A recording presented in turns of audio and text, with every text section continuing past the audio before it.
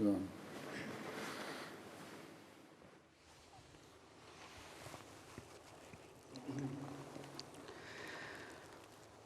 اللہ اکبر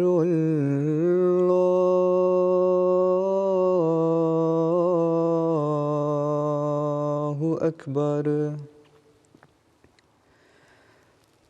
اللہ اکبر اللہ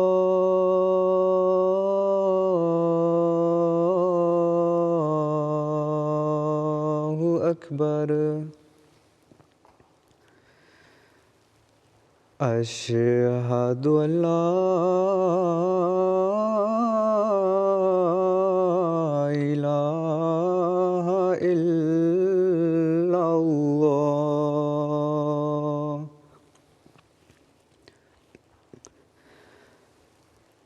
اشہد ان لا الہ الا اللہ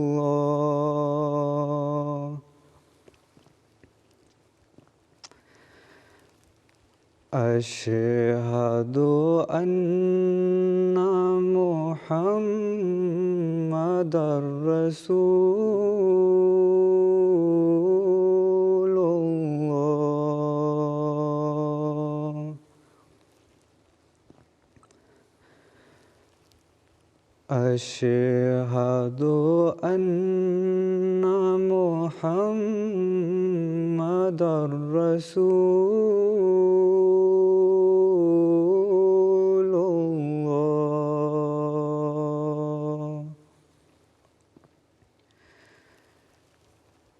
حی علی الصلاة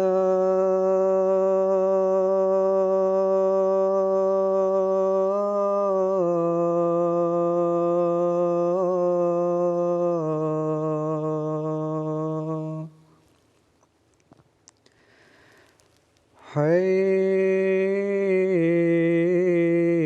علی الصلاة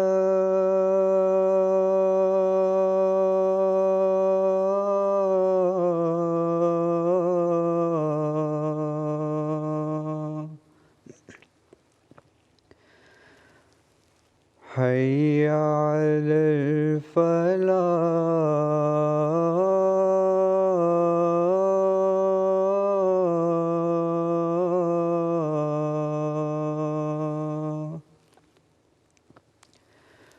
حی علی الفلاح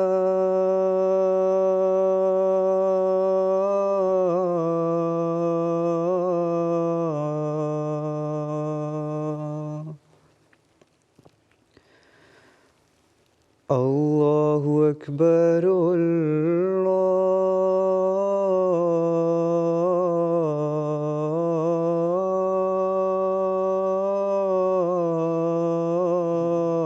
اللہ اکبر لا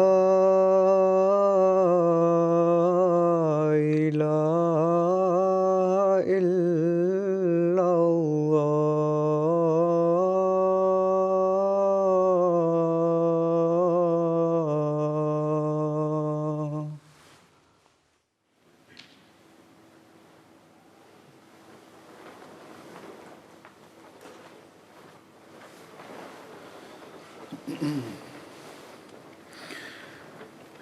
السلام علیکم ورحمۃ اللہ.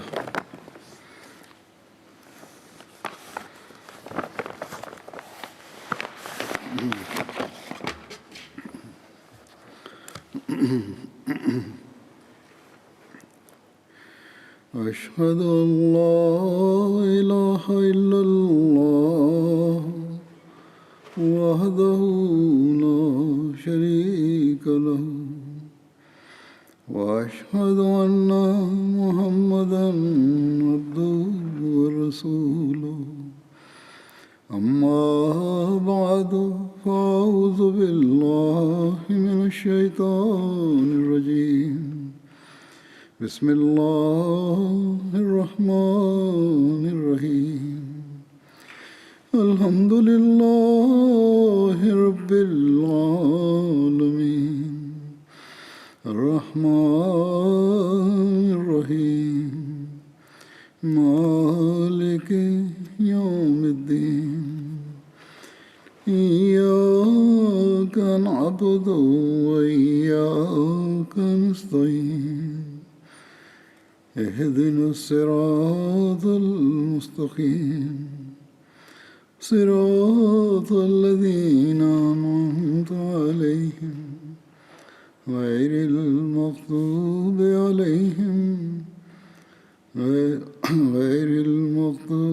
عليهم ولا الضالين.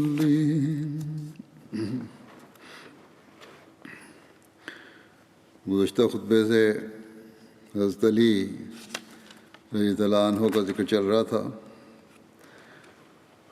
آج بھی اس سلسلے میں بیان کروں گا. حضرت علی کی مواخات کے بارے میں روایت میں ہے کہ حضرت صلی اللہ علیہ وسلم نے حضرت علی کو 2 مرتبہ اپنا بھائی قرار دیا. ایک مرتبہ رسول اللہ صلی اللہ علیہ وسلم نے مہاجرین کے درمیان مکے میں مواخات قائم فرمائی. پھر آپ نے مہاجرین اور انصار کے درمیان مدینہ میں ہجرت کے بعد مواخات قائم فرمائی. اور دونوں مرتبہ حضرت علی سے فرمایا انت اخی فی الدنیا والآخرہ، تم دنیا اور آخرت میں میرے بھائی ہو. ایک روایت کے مطابق رسول اللہ صلی اللہ علیہ وسلم نے حضرت علی بن ابو طالب اور سہل بن حنیف کے درمیان مواخات کا رشتہ قائم کیا. یہ مواخات کب ہوئی اس بارے میں ذکر آتا ہے. تاریخ میں جو ذکر ملتا ہے کہ مواخات 2 مرتبہ ہوئی. چنانچہ صحیح بخاری کے ایک شارح علامہ قسطلانی بیان کرتے ہیں کہ مواخات 2 مرتبہ ہوئی. پہلی مرتبہ ہجرت سے قبل مکے میں مہاجرین میں، جن میں آپ صلی اللہ علیہ وسلم نے حضرت ابوبکر اور حضرت عمر کے درمیان، حضرت عثمان اور حضرت عبدالرحمن بن عوف کے درمیان، حضرت زبیر اور حضرت عبداللہ بن مسعود کے درمیان، اور حضرت علی اور اپنے درمیان مواخات قائم فرمائی.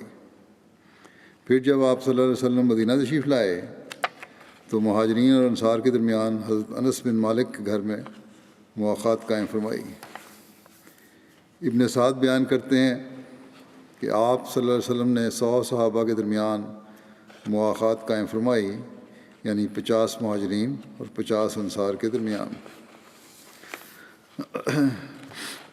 حضرت علی غزوہ بدر سمیت تمام غزوات میں رسول اللہ صلی اللہ علیہ وسلم کے ساتھ شامل ہوئے سوائے غزوہ تبوک کے. غزوہ تبوک میں رسول اللہ صلی اللہ علیہ وسلم نے ان کو اہل و عیال کی نگہداشت کے لیے مقرر فرمایا تھا.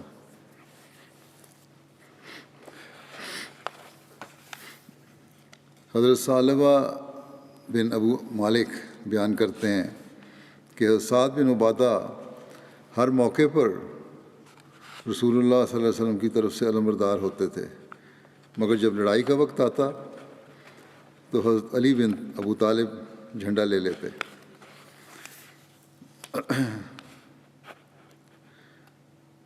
غزوہ عشیرہ جمادی الاول اولا 2 ہجری میں ہوا تھا. تاریخ و سیرت کی کتب میں اس غزوے کا نام غزوہ عشیرہ کے علاوہ غزوہ ذو العشیرہ، ذات العشیرہ اور اسیرہ بھی بیان ہوا ہے. عشیرہ ایک قلعے کا نام ہے جو کہ حجاز میں یمبو اور ذوالمروہ کے درمیان واقع ہے. اس کے متعلق تفصیل بیان فرماتے ہوئے مرزا بشیر احمد صاحب نے یوں تعریف فرمایا ہے کہ جمادی الاولیٰ سن 2 ہجری میں قریش مکہ کی طرف سے کوئی خبر پا کر آپ صلی اللہ علیہ وسلم مہاجرین کی ایک جماعت کے ساتھ مدینے سے نکلے اور اپنے پیچھے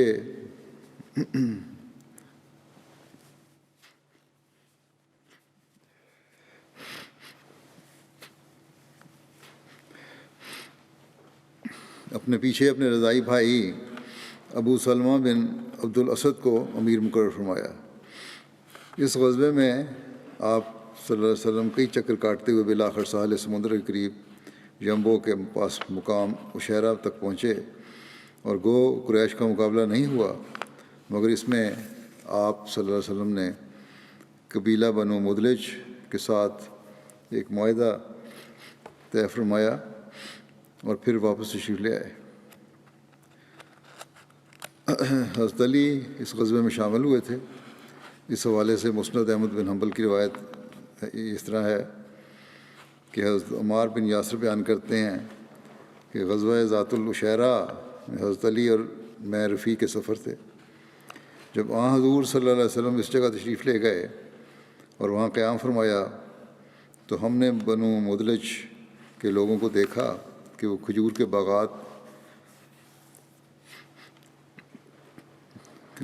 باغات میں اپنے ایک چشمے پر کام کر رہے ہیں۔ حضرت علی نے مجھے فرمایا، اے ابو یقظان، تمہاری کیا رائے ہے؟ کیا ہم ان لوگوں کے پاس جائیں اور دیکھیں کہ وہ کیا کر رہے ہیں؟ بس ہم ان کے پاس آئے اور ان کے کام کو کچھ دیر دیکھا، پھر ہمیں نیند آنے لگی تو میں اور حضرت علی وہاں سے چلے اور کھجوروں کے درمیان مٹی پر ہی لیٹ کر سو گئے۔ اللہ کی قسم، ہمیں نبی اکرم صلی اللہ علیہ وسلم کے علاوہ کسی نے نہ جگایا۔ آپ صلی اللہ علیہ وسلم نے ہمیں اپنے پاؤں کے مس سے جگایا جب کہ ہمارے جسموں پر مٹی لگ چکی تھی۔ اس دن نبی اکرم صلی اللہ علیہ وسلم نے حضرت علی کے جسم پر مٹی دیکھ کر فرمایا، اے ابو تراب۔ پھر آپ نے فرمایا، کیا میں تمہیں دو بدترین آدمیوں کے بارے میں نہ بتاؤں؟ ابو تراب کا ذکر پچھلی دفعہ بھی خطبے میں ذکر ہوا تھا کہ مسجد میں سوئے ہوئے تھے، مٹی لگ گئی تھی، آپ نے کہا ابو تراب ہے، ابو تراب کے نام سے پکارا، اور اس وقت سے آپ کی کنیت یہ بھی ہو گئی تھی، یا ہو سکتا ہے اس وقت سے آپ نے ہی نام رکھا ہو، بعد میں بھی ہو یا دونوں جگہ فرمایا ہو، جو بھی پہلے کا واقعہ ہے۔ پہلے کا واقعہ تو یہی لگتا ہے۔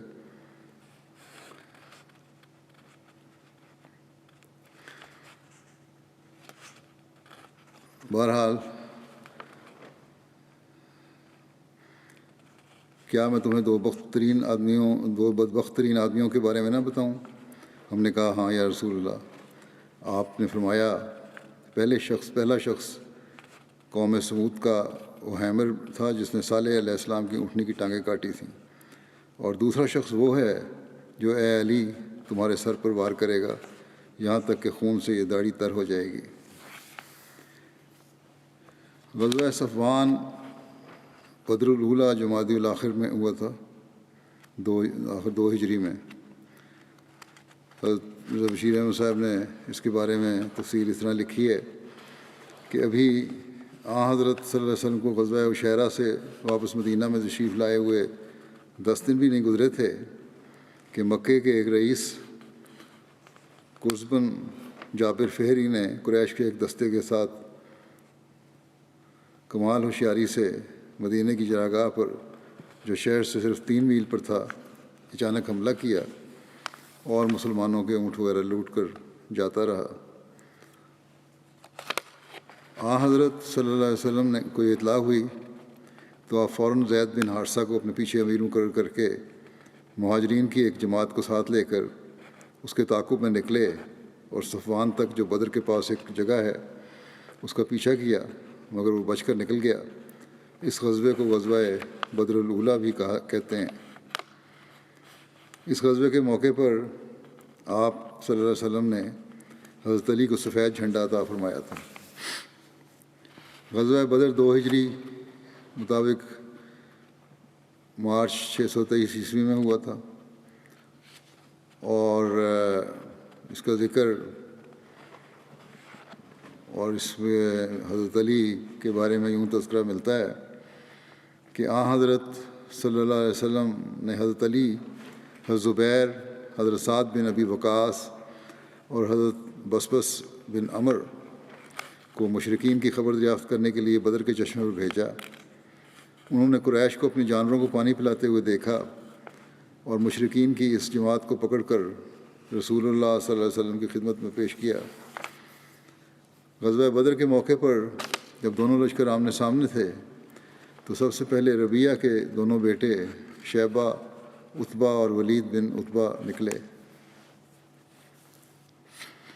اور مبارزت کی دعوت دی، تو قبیلہ بنو حارث کے 3 انصاری، معاذ اور معوذ اور اوف، جو افراح کے فرزند تھے، ان کی طرف سے مقابلے کے لیے نکلے، مگر رسول اللہ صلی اللہ علیہ وسلم نے یہ ناپسند فرمایا کہ مسلمانوں اور مشرکین کے درمیان پہلی مٹھ بھیڑ میں انصار شامل ہوں، بلکہ آپ نے یہ پسند فرمایا کہ آپ کے چچا کی اولاد اور آپ کی قوم کے ذریعے سے شوکت ظاہر ہو۔ پس آپ نے انصار کو حکم دیا، وہ اپنی صفوں میں واپس آ گئے اور آپ نے ان کے لیے کلمہ خیر فرمایا۔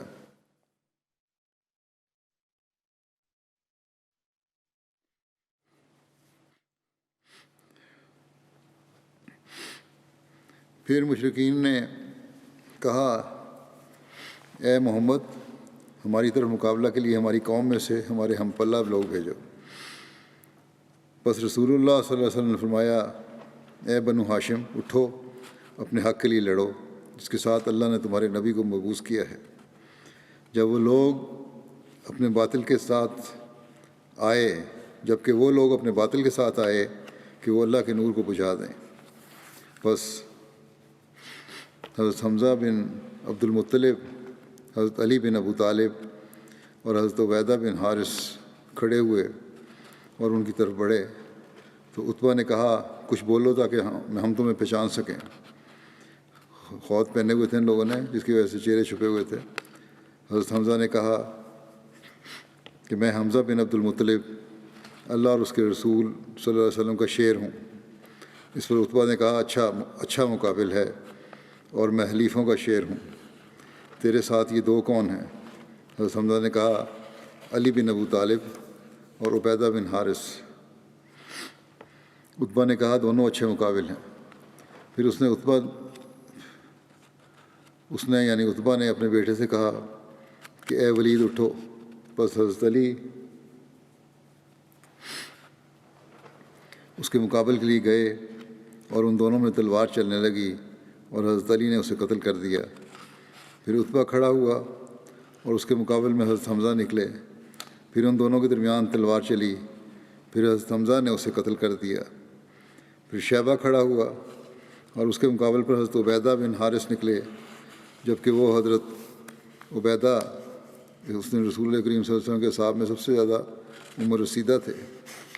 شیبہ نے حضرت عبیدہ کی ٹانگ پر تلوار کا کنارہ مارا جو آپ کی پنڈلی کے گوشت میں لگا اور اس کو چیر دیا۔ حضرت حمزہ اور حضرت علی نے شیبہ پر حملہ کیا اور اسے قتل کر دیا۔ یہ روایت 2 سال ہوئے پہلے بھی بیان ہوئی تھی، کچھ حصہ میں بیان کرتا ہوں۔ ایک اور روایت ہے، اس میں اس کا تذکرہ اس طرح ملتا ہے جو حضرت علی بیان کرتے ہیں کہ عتبہ بن ربیعہ اور اس کے پیچھے اس کا بیٹا اور بھائی بھی نکلے اور پکار کر کہا کہ کون ہمارے مقابلے کے لیے آتا ہے؟ تو انصار کے کئی نوجوانوں نے اس کا جواب دیا۔ عتبہ نے پوچھا کہ تم کون ہو؟ انہوں نے بتا دیا کہ ہم انصار میں سے ہیں۔ عتبہ نے کہا کہ ہمیں تم سے کچھ لینا دینا نہیں ہے، ہم تو صرف اپنے چچا کے بیٹوں سے جنگ کا ارادہ رکھتے ہیں۔ نبی کریم صلی اللہ علیہ وسلم نے فرمایا، اے حمزہ اٹھو، اے علی کھڑے ہو، اے عبیدہ بن حارث آگے بڑھو۔ حمزہ تو عتبہ کی طرف بڑھے اور حضرت علی کہتے ہیں کہ میں شیبہ کی طرف بڑھا اور عبیدہ اور ولید کے درمیان جھڑپ ہوئی اور دونوں نے ایک دوسرے کو سخت زخمی کیا، اور پھر ہم ولید کی طرف متوجہ ہوئے اور اس کو مار ڈالا اور عبیدہ کو ہم میدان جنگ سے اٹھا کر لے آئے۔ حضرت علی رضی اللہ عنہ غزوہ بدر کے بارے میں بیان کرتے ہیں کہ اس میں کفار کی تعداد مسلمانوں سے بہت زیادہ تھی۔ رات بھر رسول اللہ صلی اللہ علیہ وسلم خدا کے حضور عاجزانہ دعاؤں اور تضرعات میں مصروف رہے۔ جب کفار کا لشکر ہمارے قریب ہوا اور ہم ان کے سامنے صف آرا ہوئے تو ناگاہ ایک شخص پر نظر پڑی جو سرخ اونٹ پر سوار تھا اور لوگوں کے درمیان اس کی سواری چل رہی تھی۔ رسول کریم صلی اللہ علیہ وسلم نے فرمایا، اے علی، حمزہ جو کفار کے قریب کھڑے ہیں انہیں پکار کر پوچھو کہ سرخ اونٹ والا کون ہے اور کیا کہہ رہا ہے۔ پھر حضور صلی اللہ علیہ وسلم نے فرمایا کہ اگر ان لوگوں میں سے کوئی شخص انہیں خیر بھلائی کی نصیحت کر سکتا ہے تو وہ سرخ اونٹ والا شخص ہے۔ اتنی دیر میں حضرت حمزہ رضی اللہ عنہ بھی آ گئے۔ انہوں نے آ کر بتایا کہ عتبہ بن ربیہ ہے جو کفار کو جنگ سے منع کر رہا ہے، جس کے جواب میں ابو جہل نے اسے کہا کہ تم بزدل ہو اور لڑائی سے ڈرتے ہو۔ عتبہ نے جوش میں آ کر کہا کہ آج دیکھتے ہیں کہ بزدل کون ہے۔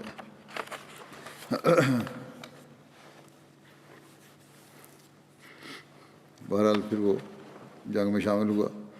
حضرت علی سے روایت ہے کہ رسول اللہ صلی اللہ علیہ وسلم نے غزوہ بدر کے موقع پر میرے اور حضرت ابوبکر کے بارے میں فرمایا، تم دونوں میں سے ایک کے دائیں جانب حضرت جبرائیل ہیں اور دوسرے کے دائیں جانب حضرت میکائیل ہیں، اور حضرت اسرافیل عظیم فرشتہ ہے جو لڑائی کے وقت حاضر ہوتا ہے اور صف میں ہوتا ہے۔ حضرت مرزا بشیر احمد صاحب غزوہ بدر کا ذکر کرتے ہوئے اس طرح لکھتے ہیں کہ حضرت علی کہتے ہیں کہ مجھے لڑتے ہوئے حضرت صلی اللہ علیہ وسلم کا خیال آتا تھا تو میں آپ کے صاحبان کی طرف بھاگا جاتا تھا، لیکن جب بھی میں گیا میں نے آپ کو سجدے میں گڑاتے ہوئے پایا، اور میں نے سنا کہ آپ کی زبان پر یہ الفاظ جاری تھے کہ یا حیو یا قیوم، یا حیو یا قیوم، اے خدا میرے زندہ خدا، اے میرے خدا زندگی بخش آقا۔ حضرت ابوبکر آپ کی اس حالت کو دیکھ کر بے چین ہو بھی جاتے تھے، اور کبھی کبھی بے ساختہ عرض کرتے تھے، یا رسول اللہ میرے ماں باپ آپ پر فدا ہوں، آپ گھبرائیں نہیں، اللہ اپنے وعدے ضرور پورے کرے گا۔ مگر اس کے باوجود آپ کا برابر دعا کیے جانا مصروف تھے، اور اس خوف میں تھے کہ اللہ تعالیٰ کے وعدے بھی بعض دفعہ مشروط ہوتے ہیں۔ حضرت فاطمہ سے شادی 2 ہجری میں ہوئی۔ حضرت علی نے رسول اللہ صلی اللہ علیہ وسلم کی خدمت میں حضرت فاطمہ سے عقد کی درخواست کی، جسے حضور صلی اللہ علیہ وسلم نے بخوشی قبول فرمایا۔ حضرت انس بیان کرتے ہیں کہ حضرت ابوبکر اور پھر حضرت عمر دونوں نے نبی کریم صلی اللہ علیہ وسلم کی خدمت میں حضرت فاطمہ سے شادی کی درخواست کی، لیکن رسول کریم صلی اللہ علیہ وسلم خاموش رہے اور انہیں کوئی جواب نہیں دیا۔ حضرت علی بیان کرتے ہیں کہ میں حضرت صلی اللہ علیہ وسلم کی خدمت میں حاضر ہوا اور عرض کیا کہ آپ حضرت فاطمہ کی شادی مجھ سے کریں گے۔ آپ نے فرمایا کیا تمہارے پاس مہر کے لیے کچھ ہے؟ میں نے عرض کیا کہ میرا گھوڑا اور میری زرہ ہے۔ آپ نے فرمایا گھوڑا تو تمہارے لیے ضروری ہے، البتہ اپنی زرہ کو بیچ دو۔ چنانچہ میں نے اپنی زرہ کو 480 درہم میں بیچ کر حق مہر کی رقم کا انتظام کیا۔ ایک روایت میں ہے لوگ یہ کہتے ہیں کہ حق مہر رکھ لو تو جو ہوگا تو دیکھی جائے گی دے دیں گے۔ آنسل نے فرمایا کہ حق مہر کے لیے پہلے انتظام کرو۔ اس کا مطلب یہ فوری حق ہے، یہ نہیں ہے کہ بعض لوگ مجھے لکھ دیتے ہیں کہ اب جب حق مہر عورتیں پہلے مطالبہ کر لیتی ہیں، حالانکہ ہم ہنسی خوشی رہ رہے ہیں، مطالبہ کر دیتی ہیں تو یہ ان کا حق ہے، یہ تو اسی کو دینا چاہیے، اور اس سے پھر جھگڑے شروع ہو جاتے ہیں، اور پھر طلاق خلا کے وقت یہ تو ہونا چاہیے، حالانکہ اس کا طلاق اور خلا سے کوئی تعلق نہیں ہے حق مہر کا۔ بہرحال ایک روایت میں یہ ہے کہ حضرت علی نے زرہ حضرت عثمان کو بیچی، حضرت عثمان نے زرہ کی قیمت بھی ادا کر دی اور زرہ بھی واپس کر دی۔ حضرت علی کہتے ہیں کہ میں وہ رقم لے کر آیا اور نبی کریم صلی اللہ علیہ وسلم کی گود میں رکھ دی۔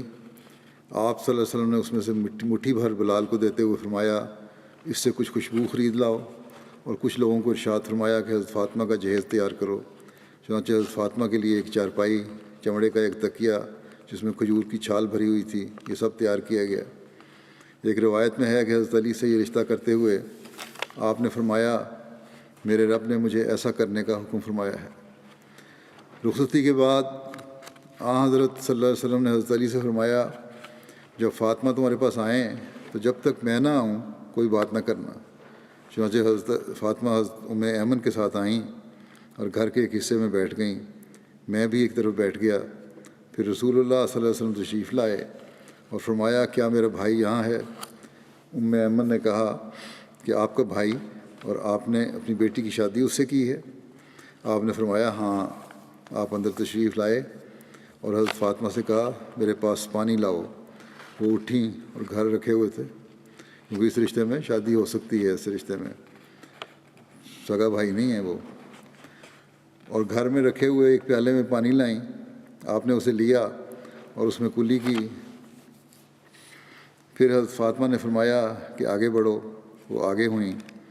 آپ نے ان پر اور ان کے سر پر کچھ پانی چھڑکا اور دعا دیتے ہوئے کہا، اللہم انی اعیذھا بک وذریتھا من الشیطان الرجیم، اے اللہ اس کو اور اس کی اولاد کو شیطان مردود سے تیری پناہ میں دیتا ہوں۔ پھر آپ نے فرمایا دوسری طرف رخ کرو۔ جب انہوں نے دوسری طرف رخ کیا تو آپ نے ان کے کندھوں کے درمیان پانی چھڑکا۔ پھر ایسا ہی حضرت علی کے ساتھ کیا۔ حضرت علی سے فرمایا اپنے اہل کے پاس جاؤ اللہ کے نام اور برکت کے ساتھ۔ اسی طرح حضرت علی نے سے ایک روایت یوں مروی ہے کہ نبی کریم صلی اللہ علیہ وسلم نے ایک برتن میں وضو کیا، پھر اس پانی کو حضرت علی اور حضرت فاطمہ پر چھڑکا اور فرمایا اللہم بارک فیہما و بارک لہما فی شملہما، اے اللہ ان دونوں میں برکت رکھتے اور ان دونوں کے جمع ہونے میں برکت رکھتے۔ حضرت عائشہ اور حضرت ام سلمہ نے بیان فرمایا کہ رسول اللہ صلی اللہ علیہ وسلم نے ہمیں ارشاد فرمایا کہ ہم فاطمہ کو تیار کریں یہاں تک کہ ہم اس کو حضرت علی کے پاس لے جائیں۔ چنانچہ ہم گھر کی طرف متوجہ ہوئے، ہم نے اس کو بطحا کی نواح کی نرم مٹی سے لیپا، پھر کھجور کے ریشوں سے 2 تکیے بھرے، ہم نے اس کو اپنے ہاتھوں سے دھونا، پھر ہم نے کھجور اور منقع کھانے کے لیے اور میٹھا پانی پینے کے لیے رکھا، اور ایک لکڑی لی اور اس کو کمرے میں ایک طرف لگا دیا تاکہ اس پر کپڑے وغیرہ لٹکائے جا سکیں اور ان پر مشکیزہ لٹکایا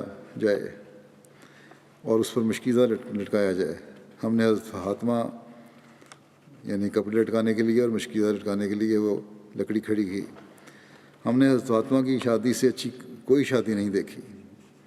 دعوت ولیمہ کھجور، جو، پنیر اور حیض پر مشتمل تھا۔ حیض اس کھانے کو کہتے ہیں جو کھجور اور گھی اور پنیر وغیرہ سے ملا کے بنایا جاتا ہے۔ حضرت اسماء بنت امیس بیان کرتی ہیں کہ اس زمانے میں اس دعوت ولیمہ سے بہتر کوئی ولیمہ نہیں ہوا۔ حضرت فاطمہ اور حضرت علی کی شادی کا تفصیلی تذکرہ کرتے ہوئے سیرت خاتم النبیین میں یوں ذکر ہے کہ حضرت فاطمہ حضرت صلی اللہ علیہ وسلم کی اس اولاد میں سب سے چھوٹی تھیں جو حضرت ختیجہ کے بطن سے پیدا ہوئی، اور آپ اپنی اولاد میں سب سے زیادہ حضرت فاطمہ کو عزیز رکھتے تھے، اور اپنی ذاتی خوبیوں کی وجہ سے وہی اس امتیازی محبت کی سب سے زیادہ اہل بھی تھیں۔ اب ان کی عمر کم و بیش 15 سال کی تھی اور شادی کے پیغامات آنے شروع ہو گئے تھے۔ سب سے پہلے حضرت فاطمہ کے لیے حضرت ابوبکر نے درخواست کی، مگر حضرت صلی اللہ علیہ وسلم نے عذر کر دیا۔ پھر حضرت عمر نے عرض کیا، مگر ان کی درخواست بھی منظور نہ کی۔ اس کے بعد ان دونوں بزرگوں نے یہ سمجھ کر کہ حضرت صلی اللہ علیہ وسلم کا ارادہ حضرت علی کے متعلق معلوم ہوتا ہے، حضرت علی سے تحریک کی کہ تم فاطمہ کے متعلق درخواست کر دو۔ حضرت علی نے جو غالباً پہلے سے خواہش مند تھے مگر بوجہ حیا خاموش تھے، فوراً حضرت صلی اللہ علیہ وسلم کی خدمت میں حاضر ہو کر درخواست پیش کر دی۔ دوسری طرف حضرت صلی اللہ علیہ وسلم کو خدائی وحی کے ذریعے یہ اشارہ ہو چکا تھا کہ حضرت فاطمہ کی شادی حضرت علی سے ہونی چاہیے۔ چنانچہ حضرت علی نے درخواست پیش کی تو آپ صلی اللہ علیہ وسلم نے فرمایا کہ مجھے تو اس کے متعلق پہلے سے خدائی اشارہ ہو چکا ہے۔ پھر آپ نے حضرت فاطمہ سے پوچھا، وہ بوجہ حیا کے خاموش رہیں۔ یہ بھی ایک طرح کا اظہار رضامندی تھا۔ چنانچہ حضرت صلی اللہ علیہ وسلم نے مہاجرین اور انصار کی ایک جماعت کو جمع کر کے حضرت علی اور فاطمہ کا نکاح پڑھایا۔ یہ 2 ہجری کی ابتدا یا وسط کا واقعہ ہے۔ اس کے بعد جب جنگ بدر ہو چکی تو غالباً ماہ ذوالحجہ 2 ہجری میں رخصتانہ کی تجویز ہوئی، اور حضرت صلی اللہ علیہ وسلم نے حضرت علی کو بلا کر دریافت فرمایا کہ تمہارے پاس مہر کی ادائیگی کے لیے کچھ ہے یا نہیں۔ یہ باغ والا واقعہ اس شادی کے واقعے سے جو پچھلی دفعہ بیان ہوا تھا اس سے پہلے کا ہے، یہ میں نے صحیح کہا تھا۔ حضرت علی کو بلا کر دریافت فرمایا کہ تمہارے پاس مہر کی ادائیگی کے لیے کچھ ہے یا نہیں۔ حضرت علی نے عرض کیا کہ یا رسول اللہ، میرے پاس تو کچھ نہیں۔ آپ نے فرمایا وہ ذرہ کیا ہوئی جو میں نے اس دن یعنی بدر کے مغانم میں سے تمہیں دی تھی؟ حضرت علی نے عرض کیا وہ تو ہے۔ آپ نے فرمایا بس وہی لے آؤ۔ چنانچہ یہ ذرہ 480 درہم میں فروخت کر دی گئی، اور حضرت صلی اللہ علیہ وسلم نے اسی رقم میں سے شادی کے اخراجات مہیا کیے۔ جو جہیز حضرت صلی اللہ علیہ وسلم نے حضرت فاطمہ کو دیا وہ ایک بیلدار چادر، ایک چمڑے کا گدیلا جس کے اندر کھجور کے خشک پتے بھرے ہوئے تھے، اور ایک مشکیزہ تھا، اور ایک روایت میں ہے کہ آپ نے حضرت فاطمہ کے جہیز میں ایک چکی بھی دی تھی۔ جب یہ سامان ہو چکا تو مکان کی فکر ہوئی۔ حضرت علی اب تک غالباً حضرت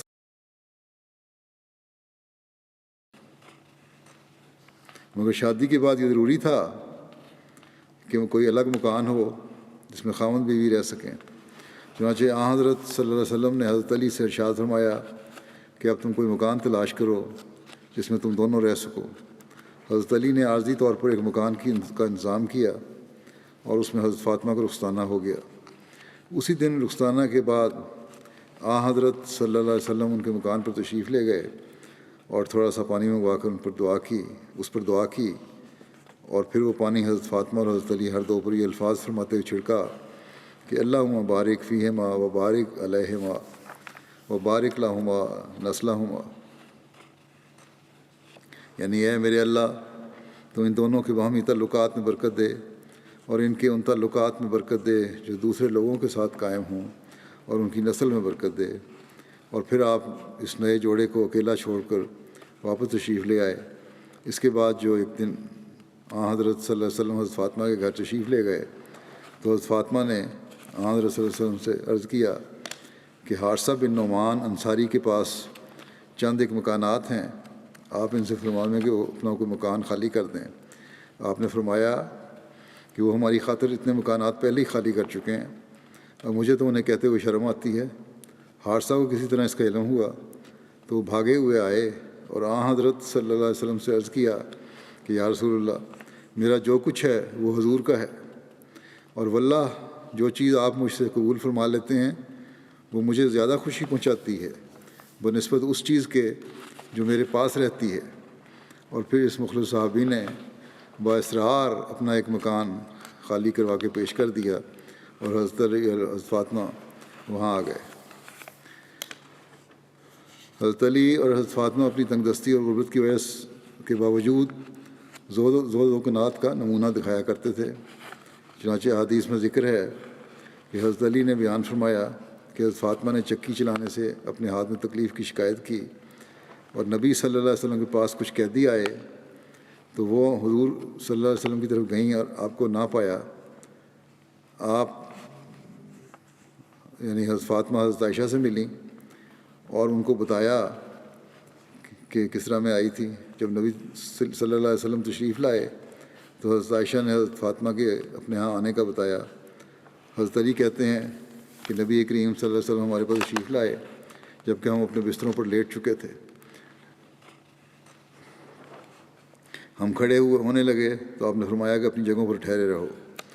پھر آپ ہمارے درمیان بیٹھ گئے، یہاں تک کہ میں نے آپ کے قدموں کی ٹھنڈک اپنے سینے پر محسوس کی۔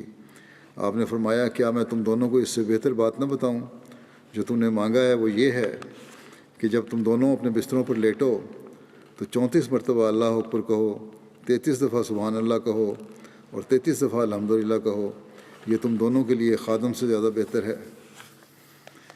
حضرت ابو ہریرہ سے روایت ہے کہ حضرت فاطمہ نبی کریم صلی اللہ علیہ وسلم کی خدمت میں آپ سے خادم مانگنے کے لیے حاضر ہوئیں اور کام کی شکایت کی تو آپ نے فرمایا تم اس خادم کو ہمارے پاس نہیں پاؤ گی، یعنی اس طرح تمہیں خادم مجھ سے نہیں ملے گا۔ اب نہیں دینا چاہتے تھے۔ آپ نے فرمایا کیا حالانکہ حق بنتا تھا حضرت علی کا بھی مال غنیمت میں سے، لیکن آپ نے نہیں دیا۔ آپ نے فرمایا کیا میں تجھے ایسی بات نہ بتاؤں جو تیرے لیے خادم سے بہتر ہے؟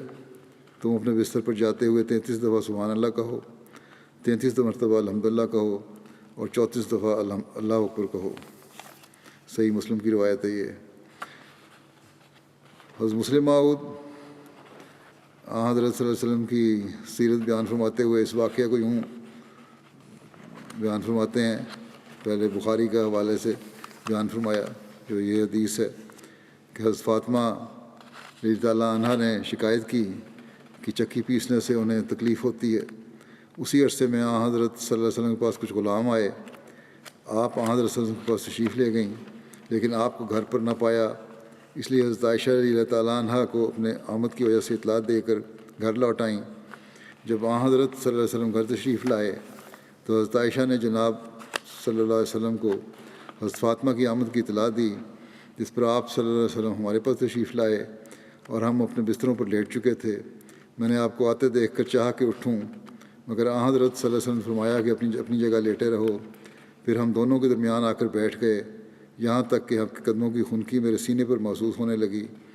جب آپ بیٹھ گئے تو آپ نے فرمایا کہ میں تمہیں کوئی ایسی بات نہ بتاؤں جو اس چیز سے جس کا تم نے سوال کیا ہے بہتر ہے، اور وہ یہ ہے کہ جو تم اپنے بستروں پر لیٹ جاؤ تو 34 دفعہ تکبیر کہو، 33 دفعہ سبحان اللہ کہو اور 33 دفعہ الحمدللہ کہو، بس یہ تمہارے لیے خادم سے اچھا ہوگا۔ مسلموں لکھتے ہیں کہ اس واقعے سے معلوم ہوتا ہے کہ حضرت صلی اللہ علیہ وسلم اموال کی تقسیم میں ایسے محتاط تھے کہ باوجود اس کے کہ حضرت فاطمہ کو ایک خادم کی ضرورت تھی اور چکی پیسنے سے آپ کے ہاتھوں کو تکلیف ہوتی تھی، مگر پھر بھی آپ نے ان کو خادم نہ دیا بلکہ دعا کی تحریک کی اور اللہ تعالیٰ کی طرف ہی متوجہ کیا۔ آپ اگر چاہتے تو حضرت فاطمہ کو خادم دے سکتے تھے، کیونکہ جو اموال تقسیم کے لیے آئے آپ صلی اللہ علیہ وسلم کے پاس آتے تھے وہ بھی صحابہ میں تقسیم کرنے کے لیے آتے تھے، اور حضرت علی بھی کا بھی ان میں حق ہو سکتا تھا اور حضرت فاطمہ بھی اس کی حقدار تھیں، لیکن آپ صلی اللہ علیہ وسلم نے احتیاط سے کام لیا اور نہ چاہا کہ ان اموال سے اپنے عزیزوں اور رشتہ داروں کو دے دیں، کیونکہ ممکن تھا کہ اس سے آئندہ لوگ کچھ نتیجہ نکالتے اور بادشاہ اپنے لیے اموال الناس کو جائز سمجھ لیتے۔ بس احتیاط کے طور پر آپ نے حضرت فاطمہ کو ان غلاموں اور لونڈیوں میں سے جو آپ کے پاس اس وقت بغرض تقسیم آئیں کوئی نہ دی۔ اس جگہ یہ بھی یاد رکھنا چاہیے کہ ان اموال میں آپ کا اور آپ کے رشتہ داروں کا خدا تعالیٰ نے حصہ مقرر فرمایا ہے، ان سے آپ خرچ فرما لیتے تھے اور اپنے متعلقین کو بھی دیتے تھے۔ ہاں، جب تک کوئی چیز آپ کے حصے میں نہ آئے اسے قطعاً خرچ نہ فرماتے اور اپنے عزیز سے عزیز رشتہ داروں کو بھی نہ دیتے۔ کیا دنیا کسی بادشاہ کی مثال پیش کر سکتی ہے جو بیت المال کا ایسا محافظ ہو؟ اگر کوئی نظیر مل سکتی ہے تو صرف اسی پاک وجود کے خدا میں سے، ورنہ دوسرے مذاہب اس کی نظیر پیش نہیں کر سکتے۔ حضرت علی بن ابو طالب نے بیان فرمایا کہ رسول اللہ صلی اللہ علیہ وسلم ایک رات ان کے اور اپنی بیٹی حضرت فاطمہ کے پاس تشریف لائے اور فرمایا کیا تم دونوں نماز نہیں پڑھتے؟ تو میں نے عرض کیا یا رسول اللہ صلی اللہ علیہ وسلم، ہماری جانیں اللہ کے ہاتھ میں ہیں، جب وہ چاہے کہ ہمیں اٹھائے تو ہمیں اٹھاتا ہے۔ آپ صلی اللہ علیہ وسلم نے مجھ سے اس کا کوئی جواب نہ دیا اور واپس تشریف لے گئے۔ یعنی کہ نماز تہجد اگر نہیں پڑھتے، نماز سے مراد تہجد تھی، تہجد کے وقت اگر ہماری آنکھ نہیں کھلتی تو اللہ کی مرضی ہے، اللہ تعالیٰ اگر چاہے تو ہمیں اٹھا دے، اور جب اٹھا دیتا ہے تو ہم پڑھ لیتے ہیں۔ آپ صلی اللہ علیہ وسلم نے کوئی بحث نہیں کی اور واپس تشریف لے گئے۔ پھر میں نے آپ کو سنا جب کہ آپ واپس جا رہے تھے، آپ اپنی ران پر ہاتھ مارتے ہوئے فرما رہے تھے کہ وَكَانَ الْإِنسَانُ أَكْثَرَ شَيْءٍ جَدَلًا، کہ انسان سب سے بڑھ کر بحث کرنے والا ہے۔ حضرت مسلم موعود اس واقعہ کو بیان فرماتے ہوئے فرماتے ہیں ایک دفعہ آپ رات اپنے داماد حضرت علی اور اپنی بیٹی حضرت فاطمہ کے گھر گئے اور فرمایا کیا تہجد پڑھا کرتے ہو؟ یعنی وہ نماز جو آدھی رات کے قریب اٹھ کر پڑھی جاتی ہے۔ حضرت علی نے عرض کیا یا رسول اللہ، پڑھنے کی کوشش تو کرتے ہیں، مگر جب خدا تعالیٰ کی منشا کے متحد کسی وقت ہماری آنکھ بند رہتی ہے تو پھر تہجد رہ جاتی ہے۔ آپ نے فرمایا تہجد پڑھا کرو، اور اٹھ کر اپنے گھر کی طرف چل پڑے اور راستے میں بار بار کہتے جاتے تھے وَكَانَ الْإِنسَانُ أَكْثَرَ شَيْءٍ جَدَلًا۔ یہ قرآن کریم کی ایک آیت ہے جس کے معنی یہ ہیں کہ انسان اکثر اپنی غلطی تسلیم کرنے سے گھبراتا ہے اور مختلف قسم کی دلیلیں دے کر اپنے قصور پر پردہ ڈالتا ہے۔ مطلب یہ تھا کہ بجائے اس کے کہ حضرت علی اور حضرت فاطمہ یہ کہتے کہ ہم سے کبھی کبھی غلطی بھی ہو جاتی ہے، انہوں نے یہ کیوں کہا کہ جب خدا تعالیٰ کا منشا ہوتا ہے کہ ہم نہ جاگیں تو ہم سوئے ہوئے رہتے ہیں اور اپنی غلطی کو اللہ تعالیٰ کی طرف کیوں منسوب کیا؟ حضرت مسلمہ بیان فرماتے ہیں اس کو مزید واقعے کو مزید کھول کے کہ حضرت علی اپنا ایک واقعہ بیان فرماتے ہیں جس سے ثابت ہوتا ہے کہ ایک موقع پر جب کہ حضرت علی نے آپ کو ایسا جواب دیا جس میں بحث اور مقابلے کا طرز پایا جاتا تھا، تو بجائے اس کے کہ آپ صلی اللہ علیہ وسلم ناراض ہوتے یا خفگی کا اظہار کرتے، آپ نے ایک ایسی لطیف طرز اختیار کی کہ حضرت علی غالباً اپنی زندگی کے آخری ایام تک اس کی حلاوت سے مزہ اٹھاتے رہے ہوں گے، اور انہوں نے جو لطف اٹھایا ہوگا وہ تو انہی کا حق تھا۔ اب بھی حضرت صلی اللہ علیہ وسلم کے اس اظہار ناپسندیدگی کو معلوم کر کے ہر ایک باریک بین نظر محو حیرت ہو جاتی ہے۔ حضرت علی کرم اللہ وجہ فرماتے ہیں کہ بخاری کی روایت ہے کہ یعنی نبی کریم صلی اللہ علیہ وسلم ایک رات میرے اور فاطمہ الزہرا کے پاس تشریف لائے جو رسول اللہ صلی اللہ علیہ وسلم کی صاحبزادی تھیں، اور فرمایا کہ کیا تم تہجد کی نماز نہیں پڑھا کرتے؟ میں نے جواب دیا کہ یا رسول اللہ، ہماری جانیں تو اللہ تعالیٰ کے قبضے میں ہیں، اور جب وہ اٹھانا چاہے اٹھا دیتا ہے۔ آپ اس بات کو سن کر لوٹ گئے اور مجھے کچھ نہیں کہا۔ پھر میں نے آپ سے سنا اور آپ پیٹھ پھیر کر کھڑے ہوئے تھے اور آپ اپنی ران پر ہاتھ مار کر کہہ رہے تھے کہ انسان تو اکثر باتوں میں بحث کرنے لگ پڑتا ہے۔ اللہ اللہ، کس لطیف طرز سے حضرت علی کو آپ نے سمجھایا کہ آپ کو یہ جواب نہیں دینا چاہیے تھا۔ کوئی اور ہوتا تو اول تو بحث شروع کر دیتا کہ میری پوزیشن اور رتبے کو دیکھو، پھر اپنے جواب کو دیکھو، کیا تمہیں یہ حق پہنچتا تھا کہ اس طرح میری بات کو رد کر دو؟ یہ نہیں تو کم سے کم بحث شروع کر دیتا کہ یہ تمہارا دعویٰ غلط ہے کہ انسان مجبور ہے اور اس کے تمام افعال اللہ تعالیٰ کے قبضے میں ہیں، وہ جس طرح چاہے کرواتا ہے، چاہے نماز کی توفیق دے چاہے نہ دے، اور کہتا ہے کہ جبر کا مسئلہ قرآن شریف کے خلاف ہے۔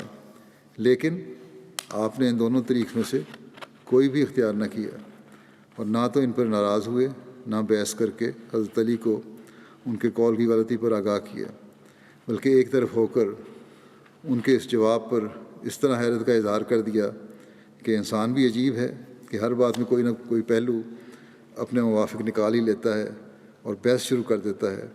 حقیقت میں آپ صلی اللہ علیہ وسلم کو اتنا کہہ دینا ایسے منافع اپنے اندر رکھتا تھا کہ جس کا عشر عشیر بھی کسی اور کی 100 بحثوں سے نہیں پہنچ سکتا تھا۔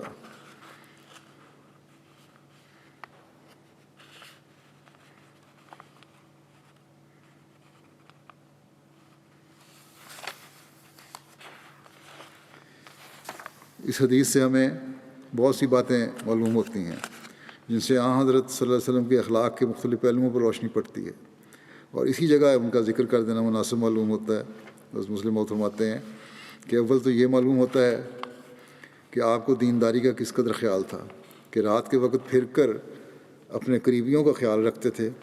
بہت لوگ ہوتے ہیں جو خود تو نیک ہوتے ہیں، لوگوں کو بھی نیکی کی تعلیم دیتے ہیں، لیکن ان کے گھر کا حال خراب ہوتا ہے، اور ان میں یہ مادہ نہیں ہوتا کہ اپنے گھر کے لوگوں کی بھی اصلاح کریں، اور انہی لوگوں کی نسبت مثل مشہور ہے کہ چراغ تلے اندھیرا، یعنی جس طرح چراغ اپنے آس پاس تمام اشیاء کو روشن کر دیتا ہے لیکن خود اس کے نیچے اندھیرا ہوتا ہے، اسی طرح یہ لوگ بھی دوسروں کو تو نصیحت کرتے پھرتے ہیں مگر اپنے گھر کی فکر نہیں کرتے کہ ہماری روشنی سے ہمارے اپنے گھر کے لیے کہ لوگ کیا فائدہ اٹھا رہے ہیں۔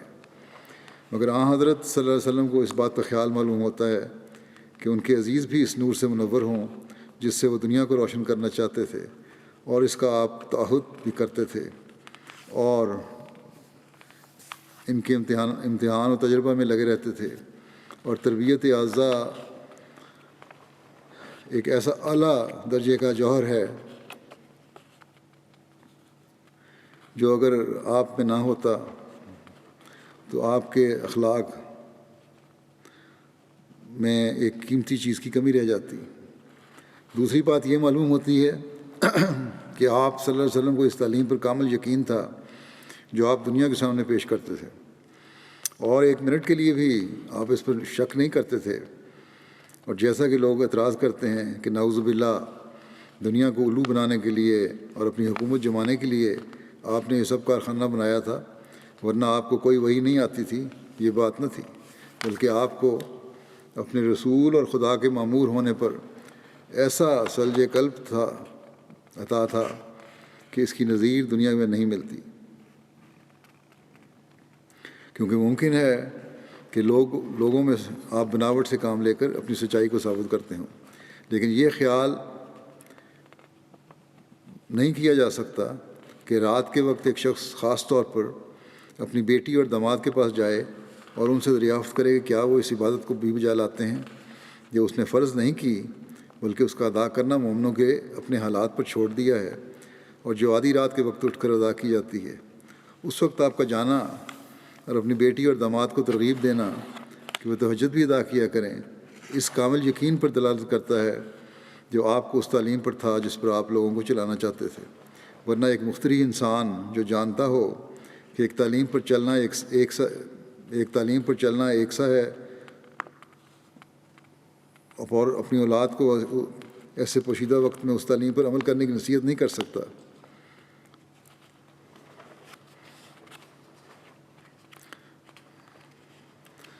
یعنی تعلیم پر چلنا شک ایک ہے، لیکن نصیحت پوشیدہ وقت میں نہیں کر سکتا۔ وہ یہ اسی وقت ہو سکتا ہے جب ایک آدمی کے دل میں یقین ہو کہ اس تعلیم پر چلے بغیر کمالات حاصل نہیں ہو سکتے۔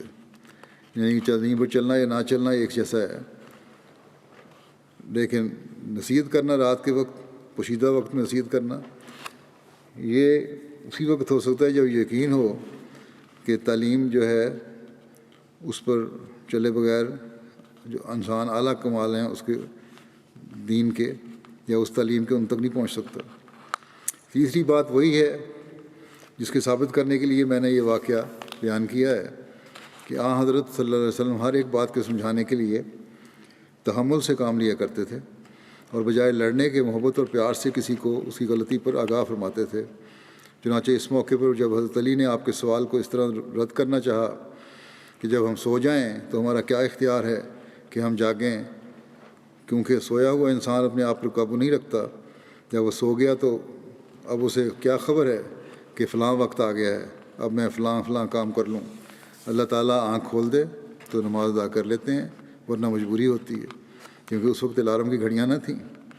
اس بات کو سن کر حضرت صلی اللہ علیہ وسلم کو حیرت ہونی تھی، کیونکہ آپ صلی اللہ علیہ وسلم کے دل میں جو ایمان تھا وہ کبھی آپ کو ایسا غافل نہ ہونے دیتا تھا کہ تہجد کا وقت گزر جائے اور آپ کو خبر نہ ہو۔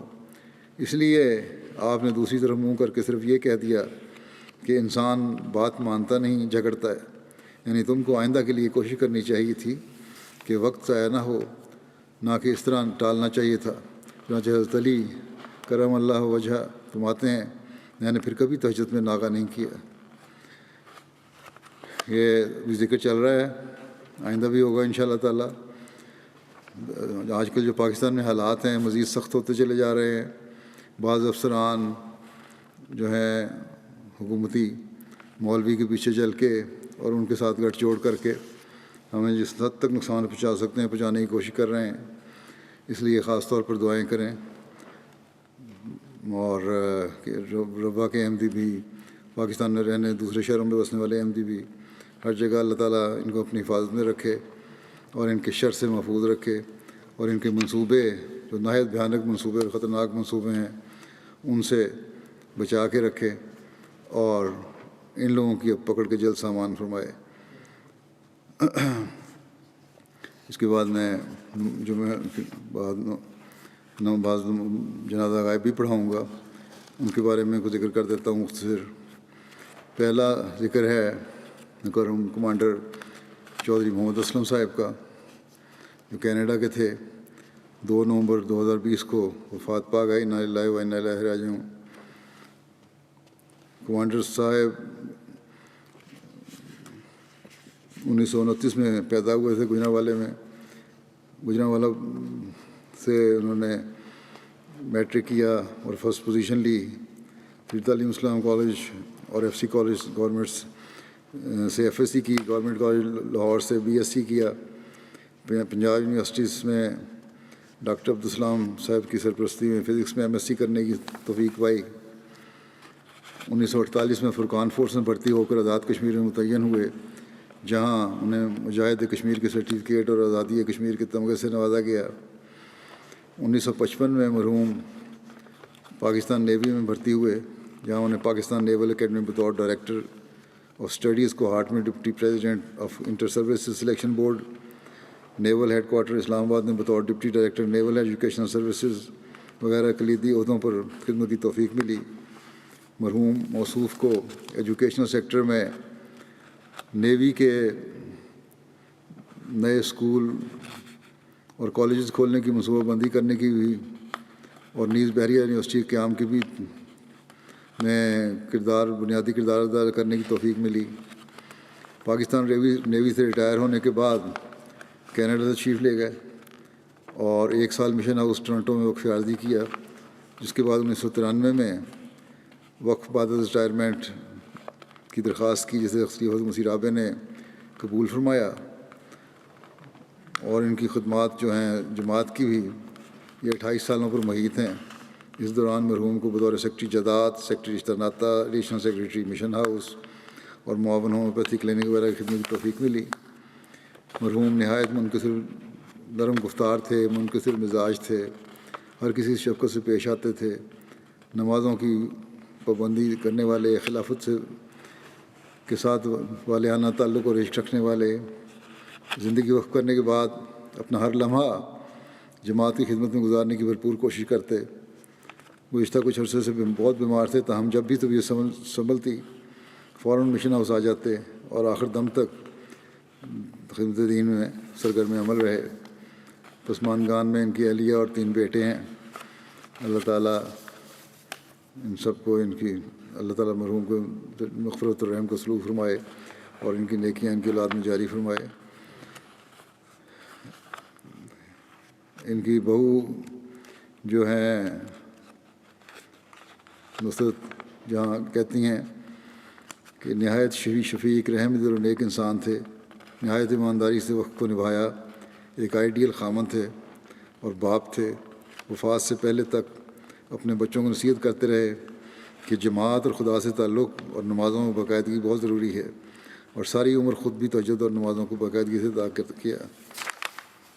دوسرا جنازہ ہے محترمہ شہینہ قمر صاحبہ، اہلیہ قمر احمد شفیق صاحب، ڈرائیور ہیں نظارت اولیاء کے. ان کا یہ شہینہ قمر صاحبہ، ان کے بیٹے عزیز ثمر احمد قمر 12 نومبر 2020 کو دوپہر 1:15 بجے ایک روڈ ایکسیڈنٹ میں وفات پا گئے. انا للہ و انا الیہ راجعون.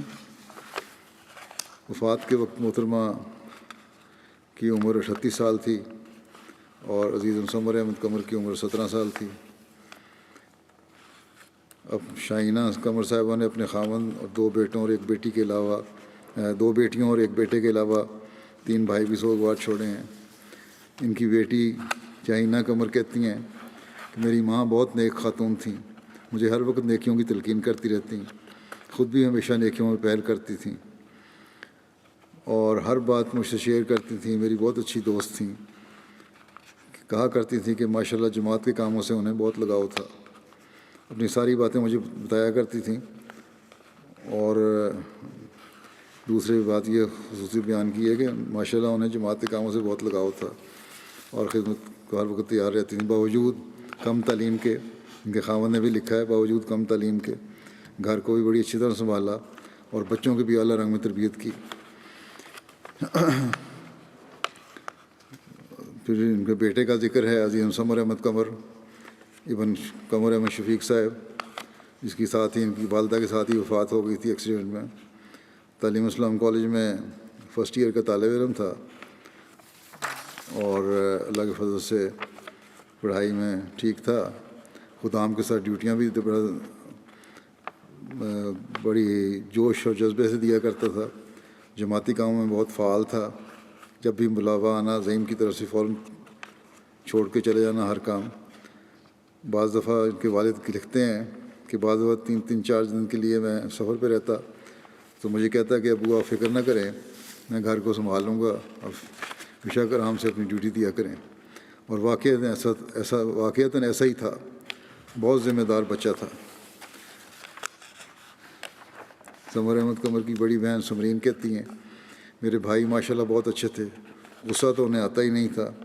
میں اگر کبھی ڈانٹ بھی دیتی تو بالکل بھی غصے نہیں کرتے تھے اور نہ ہی ناراض ہوتے تھے، بلکہ بچوں سے بہن بھائیوں سے بہت پیار کا تعلق تھا. باقی چھوٹے بہن بھائیوں نے یہی لکھا ہے. اللہ تعالیٰ مرحوم سے مغفرت اور رحم کا سلوک فرمائے اور اس ساری فیملی کو صبر اور حوصلہ عطا فرمائے، چھوٹے بچوں کو بھی اور ان بچوں کے والد کو بھی.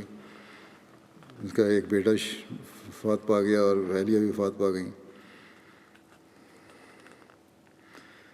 اگلا جنازہ ہے عزیزہ مکرمہ سیدہ افضل کھوکھر صاحبہ اہلیہ محمد افضل کھوکھر صاحب شہید کا، جو والدہ تھیں اشرف محمود کھوکھر صاحب شہید کی. ان کے خامد بھی شہید ہوئے تھے، بیٹے بھی شہید ہوئے. 12 ستمبر 2020 کو کینیڈا میں وفات پا گئیں. انا للہ و انا الیہ راجعون. میاں اور بیٹے کی شہادت کے بعد آپ کو بہت کٹھن حالات کا سامنا کرنا پڑا، لیکن آپ نے ہر مشکل کا نہایت صبر اور حوصلے کے ساتھ مقابلہ کیا، بہت وقار کے ساتھ زندگی گزاری، کبھی کوئی شکوہ زبان پر نہ ہوتا. 3 بچیوں کو شادیوں کا فریضہ انجام دیا. چند سال قبل انہیں اپنے ایک اور جوان سال بیٹے آصف محمود کھوکھر کی اچانک وفات کا صدمہ برداشت کرنا پڑا. اس موقع پہ بھی بڑے صبر سے کام لیا اور بہت صبر کا نمونہ دکھایا. اپنے تمام عزیزوں سے پیار کا سلوک کرنے والی تھیں، مہمان نواز تھیں، غریب پرور تھیں. خلافت کے ساتھ عقیدت اور احترام اور پیار کا تعلق تھا. جماعتی تحریکات میں بڑھ چڑھ کر حصہ لیتی تھیں. ساری زندگی اپنے والدین، شہید خاوند اور اپنے بیٹے اور خاندان کے دیگر بزرگوں کے نام پر صدقہ اور خیرات کرتی رہیں. آپ کے والدین مکرم مرزا فضل کریم صاحب اور سغرا بیگم صاحبہ اسلام و احمدیت کے شدائیوں میں سے تھے. آپ محترم مرزا مجیب احمد صاحب اور مرزا فضل الرحمان صاحب ایسٹ لنڈن کی سب سے بڑی ہمشیرہ تھیں. مبارک کھوکھر صاحب لاہور کی بڑی بھاوجہ تھیں. مبارک صدیقی صاحب کی بڑی خالہ تھیں. مرحومہ اللہ تعالیٰ کے فضل سے موسیہ تھیں. عثمان گان میں ایک بیٹا مکرم بلال احمد کھوکھر صاحب اور 3 بیٹیاں طیبہ قریشی، طاہرہ ماجد اور سمینہ کھوکھر چھوڑی ہیں. اللہ تعالیٰ مرحومہ کے درجات بلند فرمائے، مغفرت رحم کا سلوک فرمائے اور ان بچوں کو بھی اپنی ماں کی نیکیوں کو جاری رکھنے کی توفیق عطا فرمائے.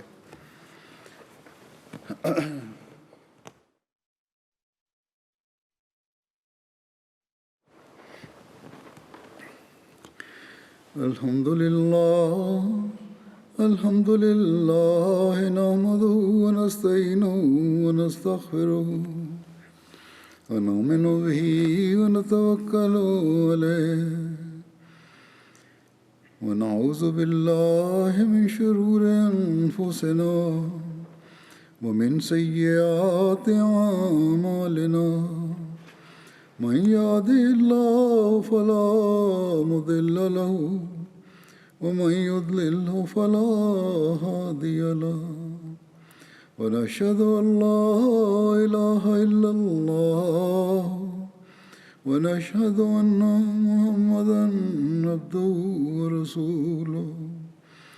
عباد الله رحمكم الله، إن الله يأمر بالعدل والإحسان وإيتاء ذي القربى وينهى عن الفحشاء والمنكر والبغي يعظكم لعلكم تذكرون.